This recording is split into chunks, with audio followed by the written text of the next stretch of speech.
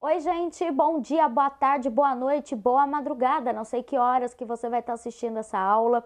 Sejam todos muito bem-vindos à nossa revisão focada em direito tributário para a primeira fase da OAB.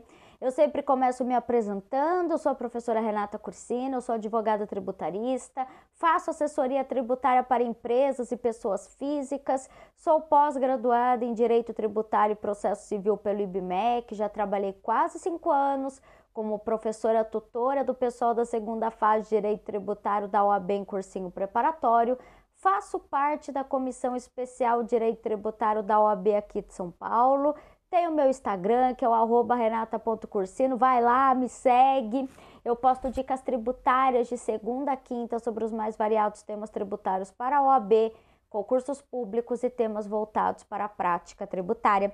Então, o meu trabalho é diretamente com o tributário, o que me facilita muito ao lecionar. É um grande prazer estar aqui com vocês. Aproveito esse momento para agradecer ao professor José Oscar pelo gentil convite. Nessa nossa revisão de quase 1 hora, nós vamos conversar bastante sobre direito tributário, uma matéria tão legal e tão injustiçada. A minha ideia, assim, sem a pretensão de abordar todo o conteúdo em 1 hora, é te dar um panorama geral da matéria, para que tudo faça sentido quando você for se aprofundar no estudo. Eu fiz cursinho na minha época de OAB, que foi lá em 2014, quando eu fui aprovada, e eu sempre senti falta de algo no curso durante a minha preparação para a OAB, que era uma organização lógica e cronológica do conteúdo, algo como uma linha do tempo que tornasse o aprendizado mais claro. Muitas vezes, quando estudamos crédito, obrigação, lançamento, administração tributária, dívida ativa, tudo parece assim desconexo, né? Mas existe sim uma certa ordem lógica, e é isso que eu quero te mostrar. Lembrando que essa revisão tem um material de apoio para vocês acompanharem, vão ter os slides depois disponíveis, ok? Quando estudamos direito tributário para a OAB, eu sempre digo que há duas abordagens diferentes, dependendo se você está se preparando para a primeira fase ou para a segunda fase.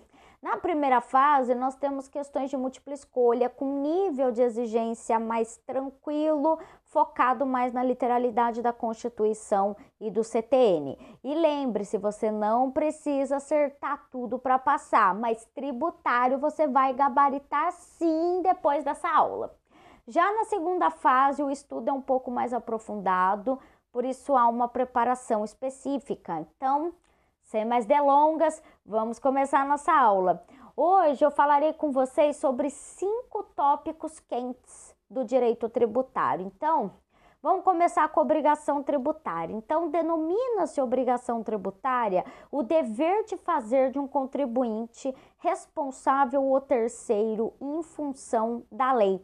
De acordo com o artigo 113 do CTN, a obrigação tributária ela vai se dividir em principal e acessória. Obrigação tributária principal, quando o contribuinte tem por prestação, por dever, o pagamento de tributo ou penalidade pecuniária, multa em dinheiro.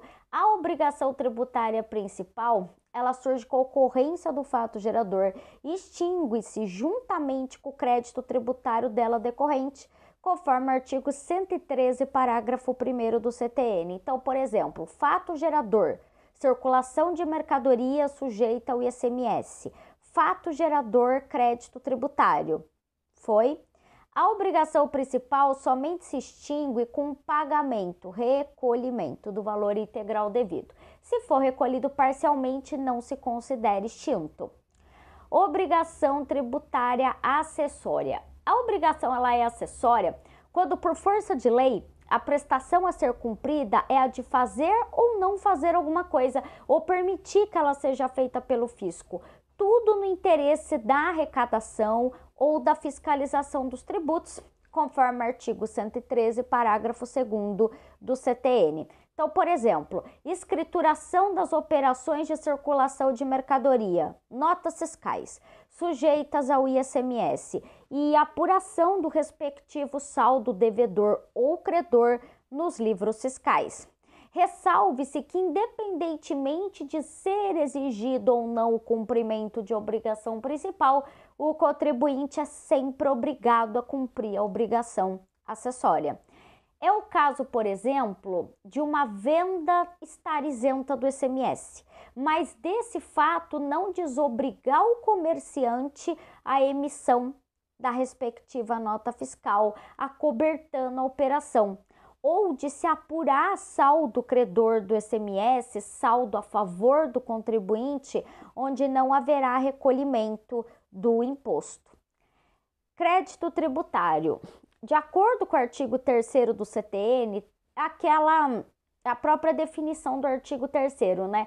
Tributa toda prestação pecuniária compulsória em moeda ou cujo valor nela se possa exprimir que não constitua sanção de ato ilícito instituído em lei e cobrada mediante atividade administrativa plenamente vinculada. Esse é o artigo 3º do CTN. Assim, uma das condições fundamentais para que impostos, taxas e contribuições possam ser exigidos é a existência de previsão para tal cobrança por meio de algum dispositivo legal.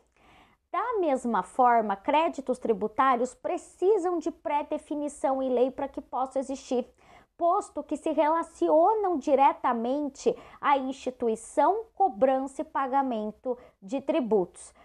Fatos geradores são as situações que fazem surgir obrigações tributárias. Assim, eles são simplesmente indispensáveis à constituição de créditos tributários. Segundo o disposto no artigo 142 do CTN, a constituição do crédito tributário ela está atrelada ao seu lançamento, o qual a própria norma define como procedimento de caráter administrativo, cujo propósito é verificar a ocorrência do fato gerador da obrigação correspondente, determinar a matéria tributável, calcular o montante do tributo devido, identificar o sujeito passivo e, sendo o caso, propor a aplicação da penalidade cabível.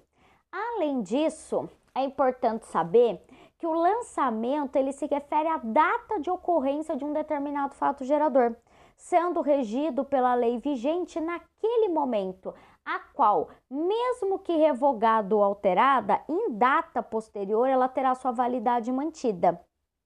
Ainda vale salientar o seguinte: é apenas após o lançamento e a devida constituição de um crédito tributário que os sujeitos ativos da obrigação tributária podem exigir o pagamento de um determinado imposto.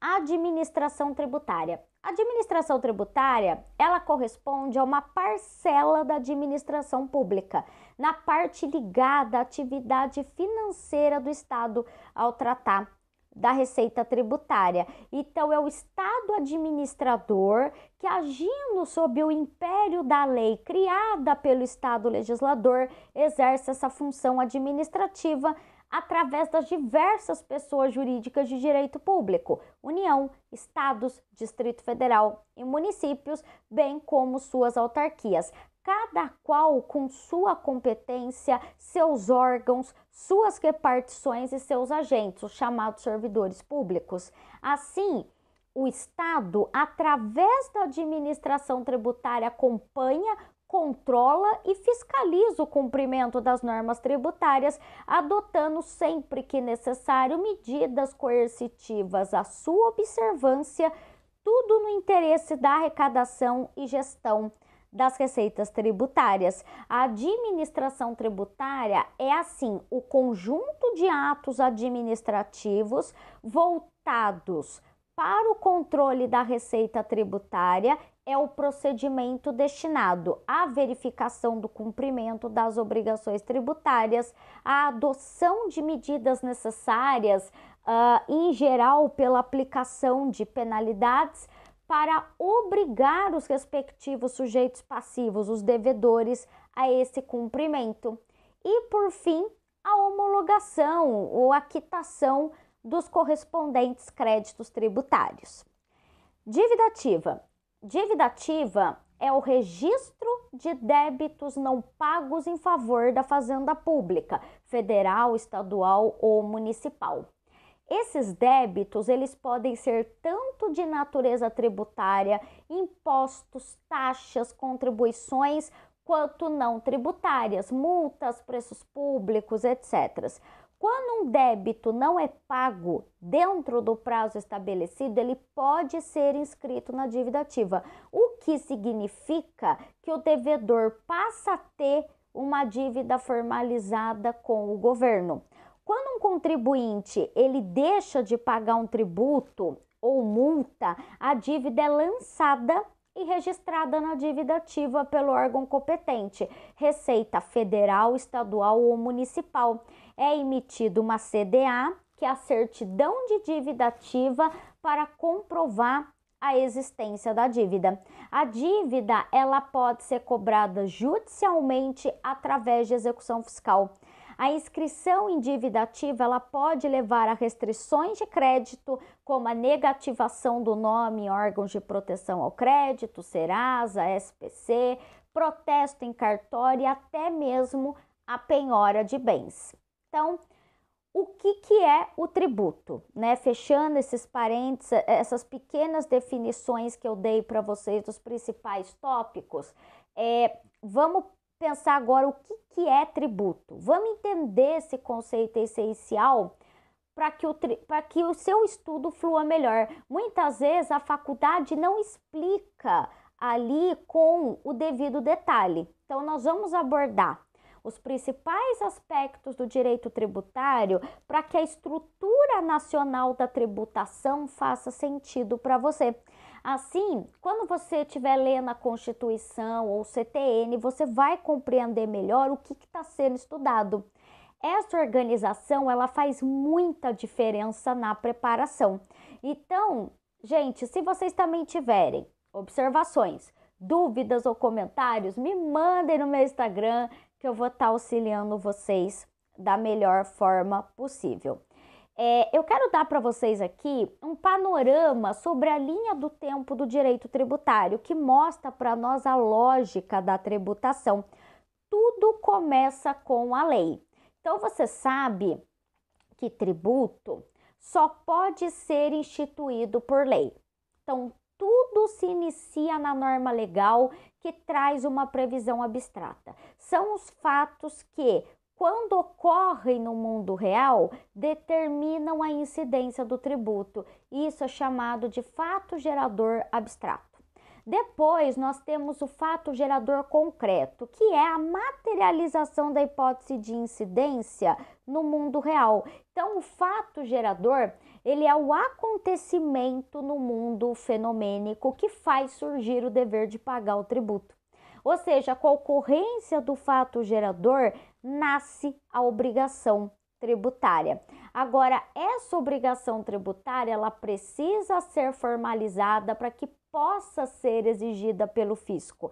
Na lógica do CTN, essa formalização da obrigação tributária, convertendo-a em crédito tributário, ocorre em regra, conforme o artigo 142 do CTN, por meio do lançamento. O lançamento, ele é o ato do fisco que constitui o crédito tributário. Então, você que é formado em direito, né, sabe que raramente nós temos direitos que são imprescritíveis. E o direito do fisco de constituir o crédito tributário também pode perecer.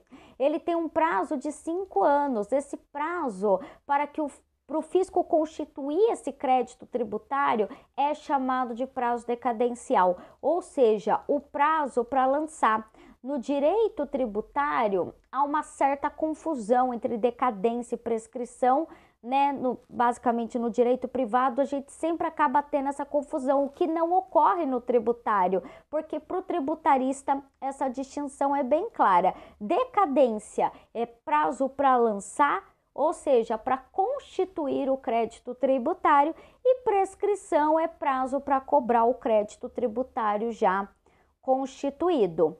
Quando o crédito tributário ele é constituído, ele ainda pode ser alterado no âmbito administrativo. Então, o próprio contribuinte pode provocar o fisco apontando um erro ou o fisco pode rever o crédito de ofício. Existe, portanto, um intervalo entre o lançamento e a definitividade do crédito tributário. Pode ser que o lançamento esteja errado, seja revisto e o crédito extinto, mas se o crédito estiver definitivamente constituído, ou seja, se o fisco entende que ele está correto e não será mais revisto, passa-se à fase seguinte. O crédito definitivamente constituído, ele deve ser cobrado, mas o fisco, ele não vai diretamente à cobrança judicial. Ele primeiro cientifica o sujeito passivo, o contribuinte, de que o crédito está definitivamente constituído e, entre aspas, convida-o a pagar. Então, se esse crédito definitivamente constituído ele não for pago, o fisco ele dará início aos atos de cobrança judicial da dívida tributária. Isso exige a inscrição em dívida ativa. Se não houver o pagamento, o crédito é inscrito em dívida ativa. Antigamente, essa inscrição ela era feita em um livro físico.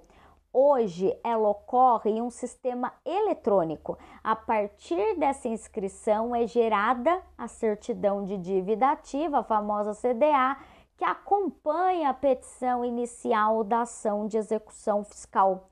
O prazo para cobrança judicial, a prescrição, começa a contar a partir do momento em que o crédito tributário está definitivamente constituído.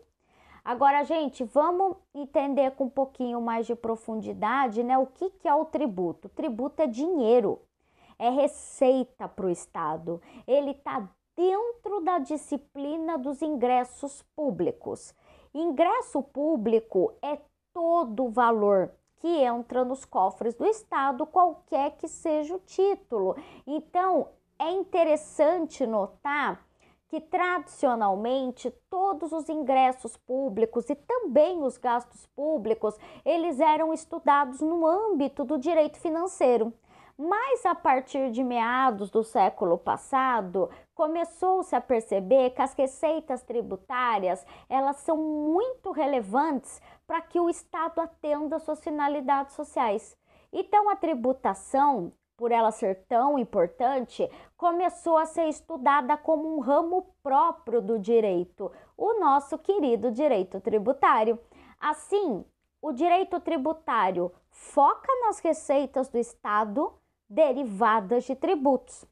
O direito financeiro foca no gasto público e nos ingressos públicos de forma geral.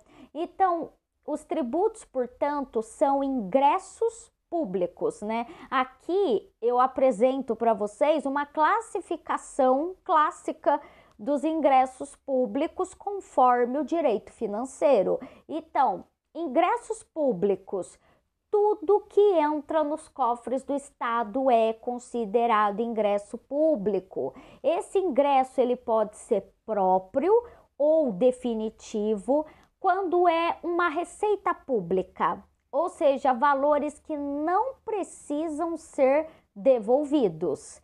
Impróprio ou temporário, quando o valor ele deve ser devolvido, como acontece, por exemplo, com os empréstimos públicos. Dá um exemplo para vocês fixarem e não errarem isso na prova de jeito nenhum. Você compra um título público. O dinheiro, ele entra nos cofres do Estado, mas ele terá que devolver esse valor no futuro com juros. Isso é um empréstimo público, o ingresso público não definitivo, que a gente chama. Já as receitas públicas, por sua vez, elas vão se dividir em receitas públicas, que no caso são receitas originárias, aquelas em que o Estado obtém como se fosse um particular. Exemplo, o INSS. O INSS é o quê? Uma autarquia federal. Ele tem imóveis alugados e recebe aluguéis. Isso é uma receita originária. O Estado, ele não está exercendo o poder de império, mas sim atuando como um proprietário. Receita derivada é aquela que o Estado obtém mediante imposição legal, exercendo o seu poder de império. Exemplo, imposto de renda. Você é obrigado por lei a pagar. Não é uma relação voluntária. O Estado, ele impõe esse pagamento porque tem o dever de tributar. Portanto, o tributo é receita pública, derivada, porque deriva do poder de império do Estado. Se eu, como professora, dissesse: quem gostou da aula, faz um Pix de R$50 para mim. Isso é uma relação entre particulares. Mas se o Estado disser: você tem renda, então pague imposto, você é obrigado por lei a pagar, e isso é tributo. Não é só o tributo que é uma receita derivada. Entenderam? Existem 3 categorias de receitas públicas derivadas que decorrem do poder de império estatal. Reparações de guerra, né, quando um Estado vence outro e exige compensações financeiras. Os outros 2 tópicos eu vou explicando na continuação da aula. O que a gente precisa entender é que nós temos os princípios tributários, que são os pilares do direito tributário e que conformam a atividade legislativa. E temos também as imunidades, que são situações, pessoas ou bens que não podem ser tributados por disposição expressa da Constituição Federal. Percebam que os princípios tributários atuam no nível do exercício da competência tributária. Por exemplo, se eu quero criar o IBS, o novo imposto da reforma tributária, eu devo criá-lo por meio de lei complementar, respeitando os princípios tributários como anterioridade, retroatividade e capacidade contributiva. Já as imunidades tributárias, elas atuam no nível da delimitação da competência tributária. Por exemplo, os estados, eles não têm competência para tributar livros, jornais e periódicos com ICMS, conforme previsão constitucional. Vamos pensar que o aluno Wanderson comentou corretamente que tributo é um gênero que comporta 5 espécies: impostos, taxas, contribuições de melhoria, empréstimos compulsórios e contribuições especiais. Isso está correto. Essa é a teoria pentapartida adotada pelo STF. Então, princípios tributários como cláusulas pétreas. Vamos entender isso. Os princípios tributários, eles são entendidos pelo STF como verdadeiras garantias individuais e, por isso, são considerados cláusulas pétreas. O Supremo já julgou diversas ações nesse sentido. As imunidades, por outro lado, elas podem ou não ser cláusulas pétreas, dependendo do bem jurídico tutelado. Exemplo, a imunidade recíproca, que impede a União de tributar a renda dos estados, por exemplo, é cláusula pétrea, pois protege o pacto federativo. Já a imunidade do ICMS sobre exportações não é cláusula pétrea, pois protege apenas o interesse econômico das divisas, que não é um direito individual. Então, vamos retomar agora aquela linha do tempo da tributação que a gente estava construindo aqui. A instituição do tributo, ele se dá por meio de lei. Vimos que lei cria o tributo e estabelece uma hipótese de incidência, ou seja, um fato gerador abstrato. Esse fato abstrato, ele só se concretiza se ele ocorrer no mundo real. Quando isso acontece, nós temos o fato gerador concreto, também chamado de fato imponível. Com a ocorrência do fato imponível, surge imediatamente a obrigação tributária. Lembrando que a ideia é que essa lógica ela vá sendo construída passo a passo como uma estrutura organizada do direito tributário. Fechou? Nascimento da obrigação tributária. Assim que ocorre o fato imponível, que é o fato gerador no mundo real, surge a obrigação tributária. Então, trata-se de um vínculo jurídico que conecta dois polos. De um lado, o sujeito passivo, quem deve pagar, e do outro, o sujeito ativo, quem tem o direito de exigir o pagamento. Então, apenas as pessoas jurídicas de direito público podem ser sujeito ativo, e são elas: União, Estados, Distrito Federal, municípios, autarquias e fundações públicas. Fecharam? Anotem isso que é super importante. Tipos de obrigação tributária. A obrigação tributária, ela pode ser de duas naturezas. Obrigação principal, que envolve a entrega de dinheiro ao fisco. Pode ser o pagamento do tributo ou pagamento de multa tributária. Obrigação acessória são deveres administrativos, como emitir nota fiscal, apresentar declaração de imposto de renda, repassar informações, entre outros. Um exemplo de obrigação acessória é a polêmica recente envolvendo o Pix. A Receita Federal passou a exigir o envio de informações das transações. Isso é uma obrigação acessória de natureza informacional. Não se trata de pagamento, mas sim de comunicação obrigatória ao fisco. Estrutura da obrigação tributária antecedente e consequente. A relação jurídica tributária, ela possui antecedente, que é o fato gerador. Ele ocorre em determinado tempo, local e possui um conteúdo material, resumindo o que aconteceu. Critérios do antecedente, material. Qual que é a pergunta que a gente tem que fazer aqui? O que foi feito?